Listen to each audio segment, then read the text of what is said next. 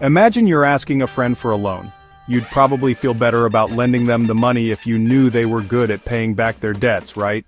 Credit ratings are basically like a report card for countries, companies, or even individuals when it comes to borrowing money. They tell lenders how likely it is that the borrower will repay their debts on time and in full. A good credit rating is like getting an A+ on that report card. It means lenders can trust you with their money.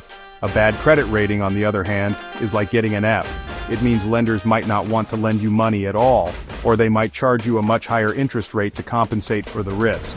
These ratings matter because they can have a big impact on whether or not a country can borrow money, and how much it will cost them to do so. A good credit rating can make it easier and cheaper for a country to finance important projects like building roads, schools, and hospitals. A bad credit rating can make it much harder and more expensive to do these things. So yeah, credit ratings are kind of a big deal.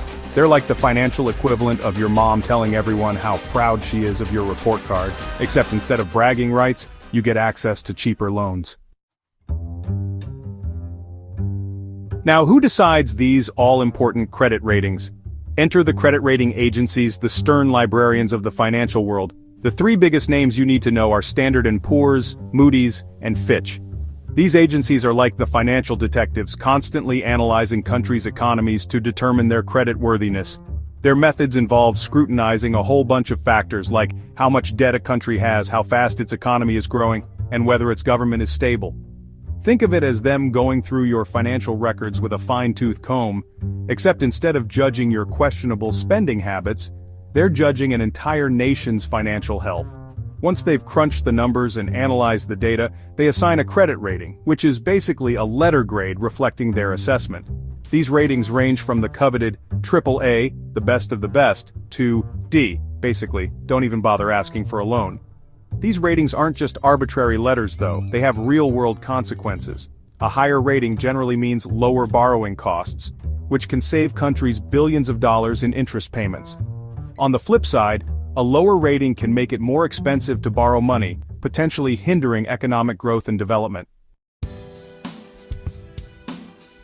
Let's take the Philippines as an example.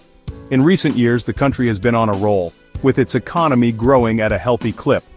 This economic boom hasn't gone unnoticed by the credit rating agencies.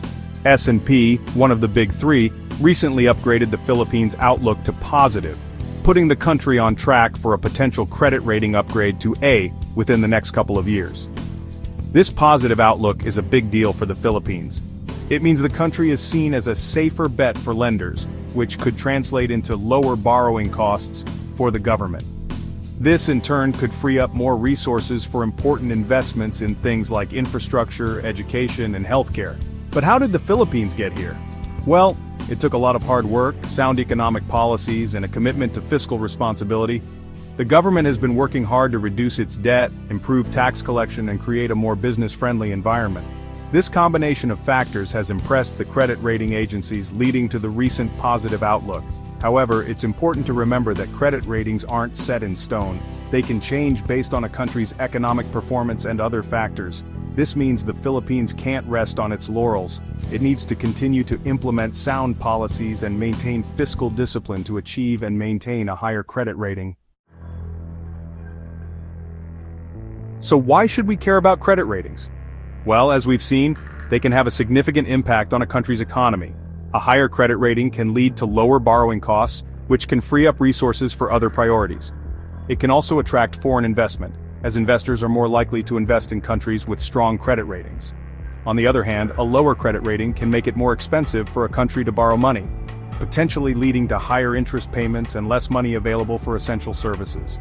It can also damage a country's reputation in the global market, making it harder to attract foreign investment. But credit ratings aren't just important for governments. They also matter for individuals like you and me. When you apply for a loan, whether it's for a car, a house, or even a credit card, your credit rating will play a big role in determining the interest rate you'll pay. A good credit rating can save you thousands of dollars in interest payments over the life of a loan. In conclusion, credit ratings are a crucial part of the global financial system.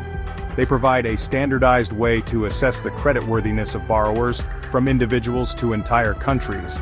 Understanding how credit ratings work and the factors that influence them is essential for anyone who wants to participate in the modern economy, whether you're a government official negotiating a loan or an individual applying for a mortgage.